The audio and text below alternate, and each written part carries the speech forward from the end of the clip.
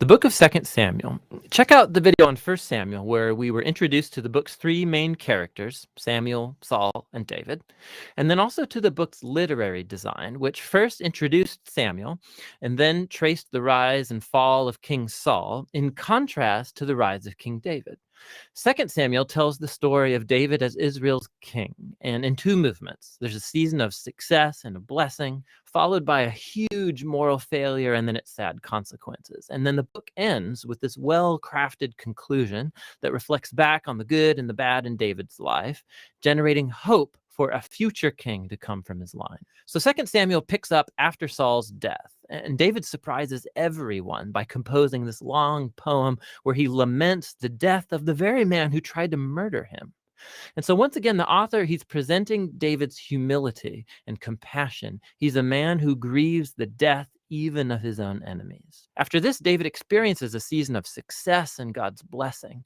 All of the Israelite tribes, they come to David and then they ask him to unify all the tribes as their king. And so the first thing David does as king is to go to the city of Jerusalem. He conquers it, and he establishes it as Israel's capital city, which he renames as Zion. And from there, David goes on and he wins many battles and expands Israel's territory. Now, after making Jerusalem the political capital of Israel, he wants to make it their religious capital as well. And so he has the Ark of the Covenant moved into the city. And then in 2 Samuel 7, he tells God, now that Israel has a permanent home, he thinks that God's presence should also get a permanent house. So he asks if he can build a temple for the God of Israel. But God says to David, thank you for that thought, but actually I'm going to build you a house, a dynasty.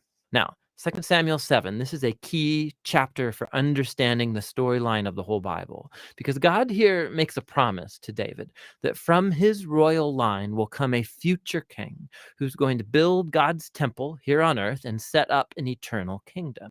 And it's this messianic promise to David that gets picked up and developed more in the book of Psalms and also in the books of the prophets. And it's this king that gets connected to God's promise to Abraham. The future messianic kingdom will be how God brings his blessing to all of the nations. And it's right here in the midst of all this divine blessing that things go horribly wrong. David makes a fatal mistake, not fatal for him, but for a man named Uriah, one of David's prize soldiers. So from his rooftop, David sees Uriah's wife, Bathsheba, bathing. David finds her, he sleeps with her, gets her pregnant, and then he tries to cover the whole thing up by having Uriah assassinated and then marrying her. It's just horrible. So when David's confronted by the prophet Nathan about all of this, he immediately owns up to what he's done. He's broken, he repents, he asks God to forgive him, and God does forgive him, but God doesn't erase the consequences of David's decisions. And so as a result of this horrible choice, David's family, his kingdom, it all falls apart. And it makes this section a tragic story, much like Saul's downfall. So David's sons end up repeating his own mistakes, but in even more tragic ways. So Amnon sexually abuses his sister Tamar, and then their brother Absalom finds out about all of this and has Amnon assassinated. And then Absalom goes and he hatches the secret plan to oust his father David from power, and he launches this full-scale rebellion. And so for a second time, David is forced to flee from his own home and go hide in the wilderness, except this time he is not an innocent man. The rebellion ends when David's son is murdered, when it breaks David's heart. And so once again, he laments over the very man who tried to kill him. David's last days find him back on his throne, but as a broken man, he's wounded by the sad consequences of his sin.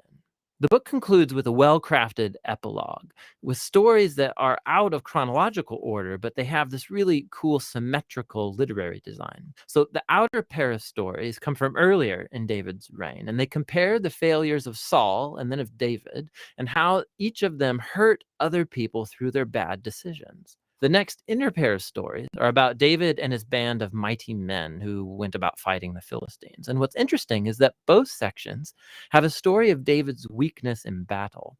So in contrast to the victorious David of chapters 1 through 9, here we see a vulnerable David who's dependent on others for help. The center of the epilogue has two poems that act like memoirs, and David reflects back on his life, and he remembers times when God graciously rescued him from danger. And he sees these as moments where God was faithful to his covenant promise to him and to his family. Both poems conclude by looking back onto the hope of God's promise of a future king who will build that eternal kingdom. Now, these poems and then God's promise also connect back to Hannah's poem that opened the book. And so these key passages from the beginning, now the middle, and the end of the book bring the book's themes all together. Despite Saul and David's evil, God remained at work, moving forward his redemptive purposes. And God opposed David and Saul's arrogance, but he exalted David when he humbled himself. And so the future hope of this book reaches far beyond David himself. It looks to the future, to the Messianic king who will one day bring God's kingdom and blessing to all of the nations. And that's what the book of Samuel is all about.